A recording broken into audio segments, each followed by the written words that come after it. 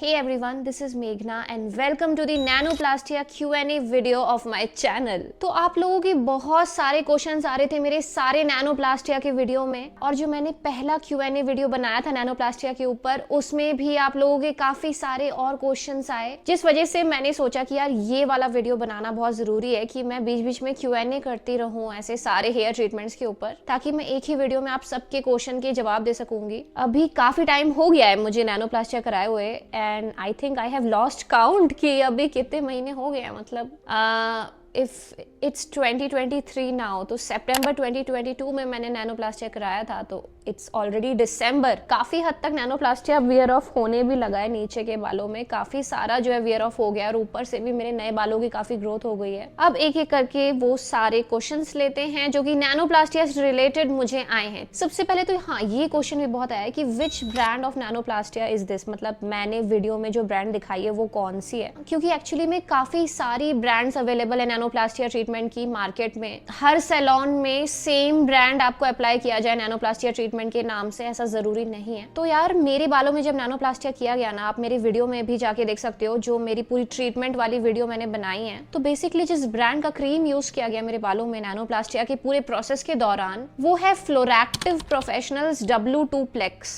तो फ्लोरैक्टिव professionals brand का नाम है, और जो पर्टिकुलर प्रोडक्ट यूज किया गया दैट इज W2 Plex। और यही रीजन है कि जब नैनोप्लास्टिया की प्रोसेस पूरी कंप्लीट हो चुकी थी, तब जो पार्लर के लोग थे उन्होंने मुझे W2 Plex फ्लोरैक्टिव प्रोफेशनल्स के प्रोडक्ट ही यूज करना सजेस्ट किया था। मतलब शैम्पू और कंडीशनर उन्होंने मुझे फ्लोरैक्टिव प्रोफेशनल्स के ही यूज करने के लिए बताए थे। तो नेक्स्ट क्वेश्चन देखते हैं। अब ये भी सेम उसी पर्सन से है जिन्होंने पूछा था कि which brand of nanoplastia I am using. तो सेम पर्सन मुझे पूछ रही है कि it's my first time, so I go for smoothening और नैनोप्लास्टिया। ये भी क्वेश्चन मैंने बहुत लोगों ने पूछा है, ये नोटिस किया कि अगर आप फर्स्ट टाइम करवा रहे हैं ना हेयर ट्रीटमेंट, प्रोटीन ट्रीटमेंट की तरफ आपका इंटरेस्ट हुआ है नया नया, एक ये डाउट रहता है लोगों को कि स्मूदनिंग के लिए जाए या नैनोप्लास्टिया के लिए जाए, क्योंकि स्मूदनिंग कंपैरेटिवली थोड़ा चीप पड़ता है। Nanoplastia on the other hand एक काफी कॉस्टली ट्रीटमेंट है। तो इसका आंसर मैं क्लियरली आपको यही देना चाहूंगी कि आपको नैनोप्लास्टिया की तरफ जाना चाहिए, क्योंकि अगर आप स्मूदनिंग और नैनोप्लास्टिया को एज एन ऑप्शन जो है देख रहे हैं, तो सबसे पहली जो आपकी बात है ना, वो यही है कि आप स्ट्रेट बाल चाहते हैं, राइट? वरना आप स्मूदनिंग या नैनोप्लास्टिया की तरफ जाते ही नहीं, या दोनों को कंपेयर करने के लिए एज ट्रीटमेंट्स ऑप्शन आप जो है प्रेफर नहीं करते। तो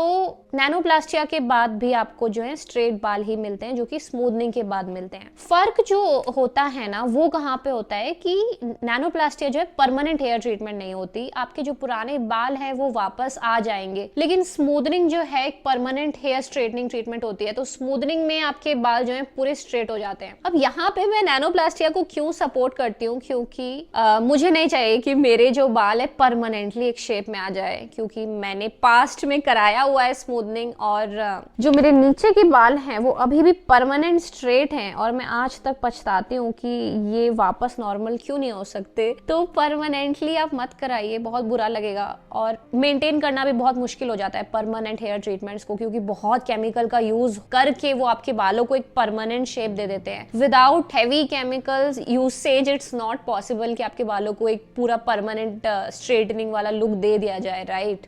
और दूसरा रीजन कि नैनोप्लास्टिया में क्यों प्रेफर करूंगी, क्योंकि ये एक नॉन कार्सिनोजेनिक हेयर ट्रीटमेंट है, क्योंकि नैनोप्लास्टिया एक फॉर्मेल्डिहाइड फ्री हेयर ट्रीटमेंट है, और फॉर्मेल्डिहाइड होता है स्मूदनिंग ट्रीटमेंट के सारे प्रोडक्ट्स में। अगर आपने मेरा चैनल चेकआउट किया होगा तो आपको पता होगा कि मैंने काफी सारे वीडियोज में बताई है ये बात कि फॉर्मेल्डिहाइड वो केमिकल होता है जिसमें कार्सिनोजेंस होते हैं, कैंसर कॉज कर सकता है वो। इनफैक्ट अगर प्रेग्नेंट वुमेन भी हेयर स्मूदनिंग करवा रही है और बाय चांस जो प्रोडक्ट यूज किया जा रहा है आपके बालों में उसमें फॉर्मेल्डिहाइड है, तो जब हीट किया जाएगा आपके बालों को और वो प्रोडक्ट जलेगा और एक धुआं रिलीज करेगा, तो वो भी टॉक्सिक हो जाता है, कार्सिनोजेनिक हो जाता है आपकी बॉडी के लिए। और अगर आप प्रेग्नेंट है, बेबी जो है उस धुएं को इनहेल कर सकता है, इसलिए प्रेग्नेंट वुमेन तो बिल्कुल भी कोई भी इस तरीके का हेयर ट्रीटमेंट ना कराएं जिसमें फॉर्मेल्डिहाइड यूज किया गया है।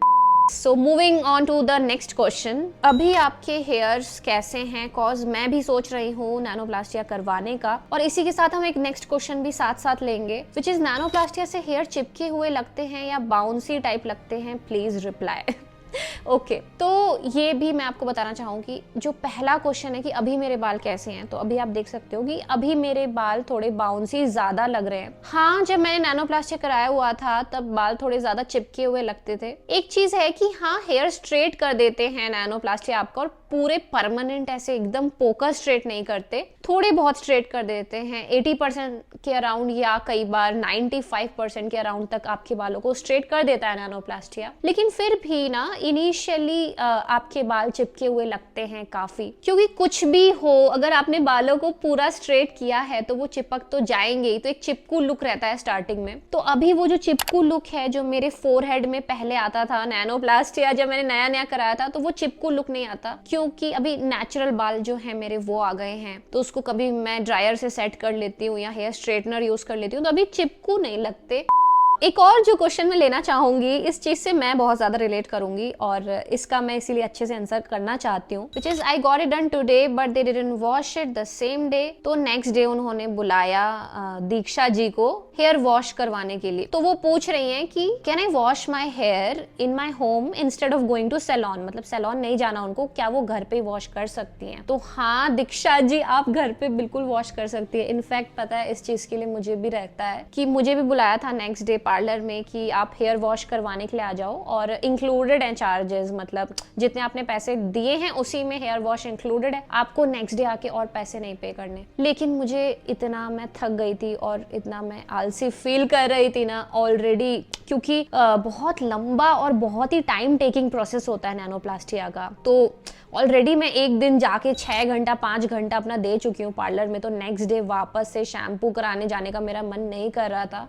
तो मेरे पास घर पे मेरा ही शैम्पू था और मैं हमेशा सल्फेट फ्री और पैराबेन्स फ्री शैम्पू ही यूज करती हूँ, आपने मेरे वीडियोस में भी देखा होगा। तो बेयर एनाटॉमी के प्रोडक्ट्स रखे हुए थे मेरे घर पे, which is very mild, it's parabens free, sulphate free, Bare Anatomy के सारे शैम्पू कंडीशनर। तो हाँ, मैं नहीं गई थी दीक्षा पार्लर में शैम्पू कराने, मैंने घर पे ही कर लिया था और ऑनेस्टली कुछ भी असर नहीं हुआ था नेगेटिव मेरे बालों को, अच्छे से ही रहते हैं आपके बाल। हाँ, जो फर्स्ट वॉश आप करोगे तब आप हेयर ऑयलिंग मत करो, आप एज इट इज बिना हेयर ऑयल के अपने बालों को वॉश करो, क्योंकि आप जो है फर्स्ट वॉश कर रहे हो। और पार्लर में आइडियली तो वो आपको करवाना चाहिए, लेकिन आप पार्लर में नहीं कर रहे हो, आप घर पे कर रहे हो चूज करना वो हेयर वॉश, पार्लर ना जाके, क्योंकि आप अपना टाइम बचाना चाहते हो, राइट? तो बेटर है कि आप हेयर ऑयलिंग मत करो फर्स्ट वॉश में। हाँ, उसके बाद आप जितने भी वॉशेस करने वाले हो फ्यूचर में, वहां पे आप हेयर ऑयलिंग कर सकते हो। इनफैक्ट एक क्वेश्चन आया भी था, मतलब मुझे अभी मिल नहीं रहा ढूंढ के, वरना मैं आपको स्क्रीन में दिखाती, लेकिन वो क्वेश्चन ऐसा ही था कि हम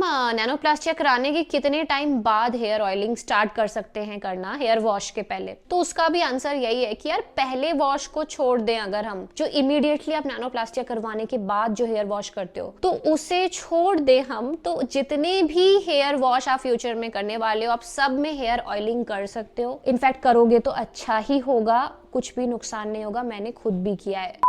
बस हाँ, ध्यान रखना कि जो भी हेयर ऑयल आप यूज कर रहे हो वो नॉन स्टिकी हो, बहुत ज्यादा चिपचिपा ना हो। और नॉन स्टिकी से मेरा मतलब है कि हैवी हेयर ऑयल नहीं यूज करना है, जैसे कि mustard oil for example, castor oil for example, वो भी काफी हैवी होता है। तो आप बिना डाइल्यूट किए कैस्टर ऑयल या मस्टर्ड ऑयल को यूज मत करो। अगर आपको है ऐसा कि नहीं कैस्टर ऑयल आपको यूज करना ही है, तो आप भले 1-2 ड्रॉप्स कैस्टर ऑयल के किसी लो डेंसिटी हेयर ऑयल जैसे कि आलमंड ऑयल हो गया या कोकोनट ऑयल हो गया, उस पे डाल के आप डाइल्यूट करके और डेंसिटी पूरे हेयर ऑयल की फिर यूज कीजिए। लेकिन overall non sticky hair oil का यूज कीजिए, जैसे कि almond oil, coconut oil, olive oil, और भी बहुत सारे लो डेंसिटी हेयर ऑयल्स होते हैं। और बहुत देर तक आपको लगा के नहीं रखना है अपना हेयर ऑयल, आप एटलीस्ट 30 मिनट्स लगा के रखिए और उसके बाद आप इमीडिएटली हेयर वॉश कर लीजिए। ओवरनाइट आप ना लगा के रखें हेयर ऑयल तो अच्छा होगा, ज्यादा प्रोटीन ट्रीटमेंट टिकेगा आपका। वैसे तो प्रोटीन ट्रीटमेंट टिकने और हेयर ऑयल करना या ना करना, इसमें कोई रिलेशन नहीं है।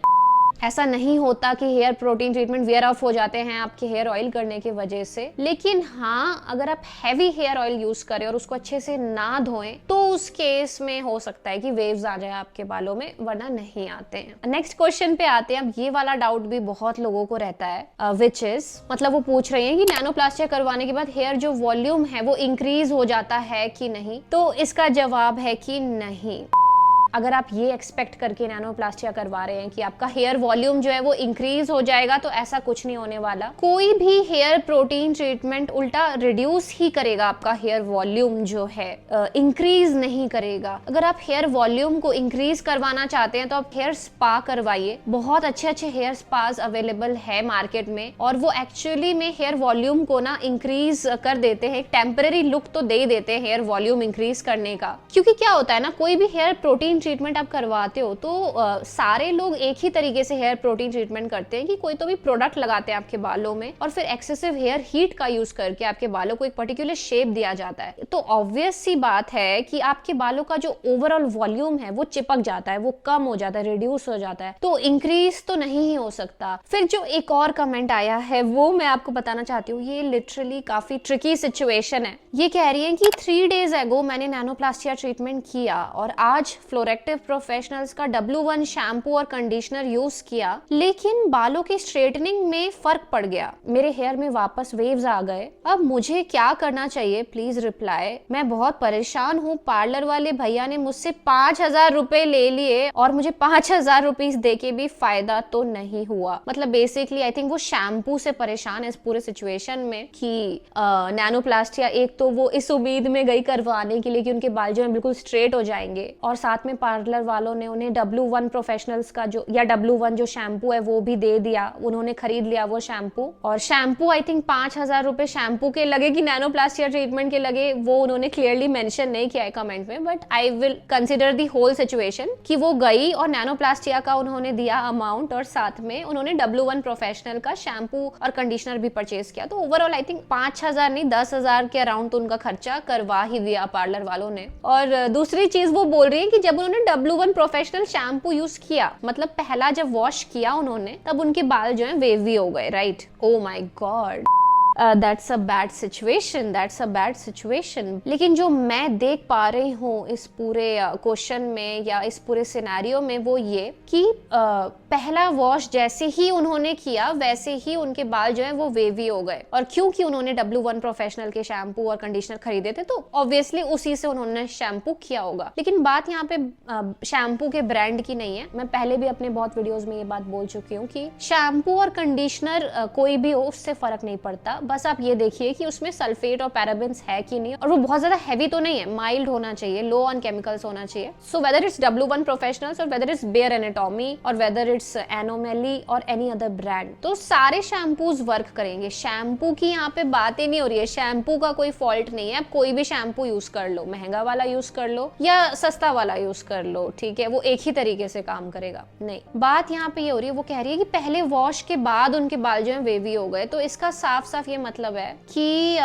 पार्लर वालों ने जो ब्रांड यूज की नैनोप्लास्टिया की उनके बालों में करने के लिए, वो ब्रांड हो सकता है कि ऑथेंटिक नहीं थी। ये एक रीजन हो सकता है कि गलत मतलब कि एक low impact brand product use किया नैनोप्लास्टिया करने के लिए।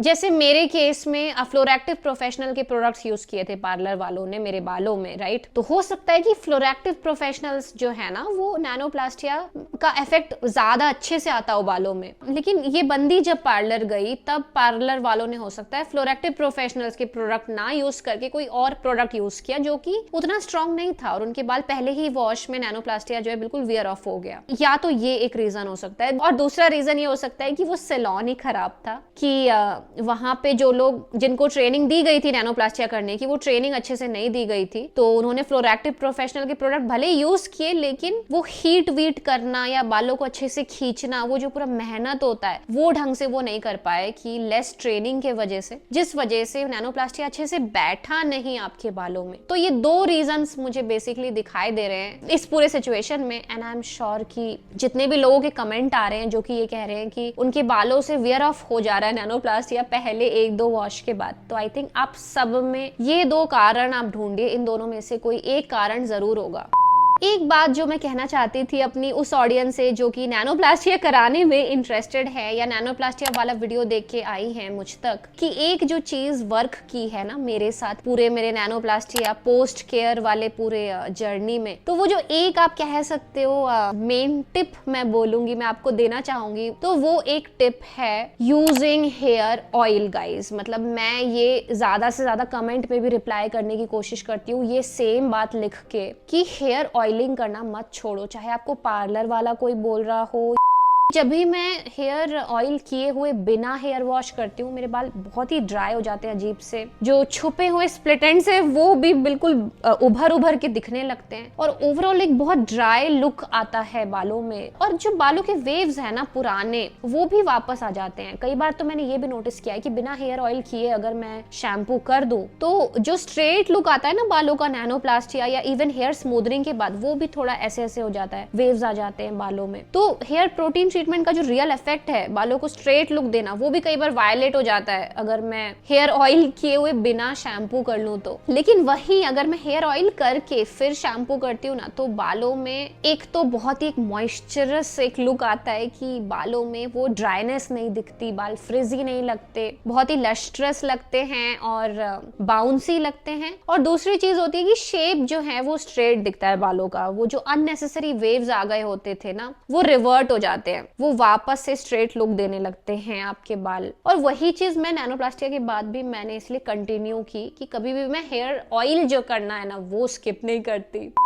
एक और क्वेश्चन जो आया है वो ये है कि will tying the hair after nanoplastia make it bend? तो नहीं, ऐसा नहीं होगा। आप बिल्कुल टाई कर सकते हैं अपने बालों को, इनफैक्ट मैंने भी टाई किया हुआ है, ब्रेड्स भी बना सकते हो। टेम्पररी हो भी सकता है कि बालों में ब्रेड्स बनाने की वजह से एक वेव आ जाए, लेकिन अल्टीमेटली वो वापस से आपके बाल जो है अपने शेप में वापस आ जाएंगे। और अगर नहीं आ रहे हैं शेप में वापस स्ट्रेट नहीं हो रहे हैं तो उस केस में आप हेयर वॉश कर दोगे ना जब बालों की तो वापस आपके बाल स्ट्रेट हो जाएंगे।